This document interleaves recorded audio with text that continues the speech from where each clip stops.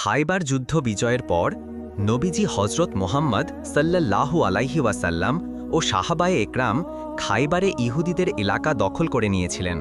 মুসলিমদের এই বিজয়ের ফলে ইহুদি সম্প্রদায় ভীষণ রেগে গিয়েছিল। তারা ভাবল, যুদ্ধ দিয়ে পারা যাচ্ছে না, চলো চুপি চুপি নবীজিকে মেরে ফেলি।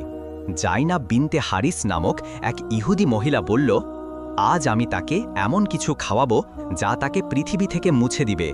এই মহিলা ছাগলের মাংস রান্না করল। রান্নার পর মাংসে এমন বিষ মেশালো যা একজন মানুষকে মেরে ফেলার জন্য যথেষ্ট ছিল। তারপর নবীজির সামনে সেই মাংস হাজির করা হলো।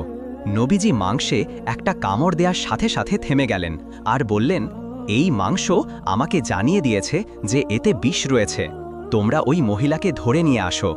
তারপর ওই মহিলাকে ধরে আনা হলো। নবীজি জিজ্ঞাসা করলেন, তুমি কেন এই কাজ করলে? মহিলা বলল, আমি পরীক্ষা করে দেখতে চেয়েছিলাম যে আপনি সত্যি নবী কিনা।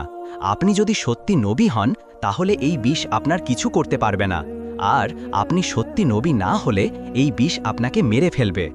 এই উত্তর শুনে নবীজি প্রথমে তাকে ক্ষমা করে দেন, কিন্তু সাহাবীদের মধ্যে একজন বাশার ইবনে বররা রাদিয়াল্লাহু তাআলা আনহু ইতিমধ্যে অনেকটা মাংস খেয়ে ফেলেছিলেন, ফলে অসুস্থ হয়ে পড়েছিলেন। পরবর্তীতে তিনি শহীদ হন।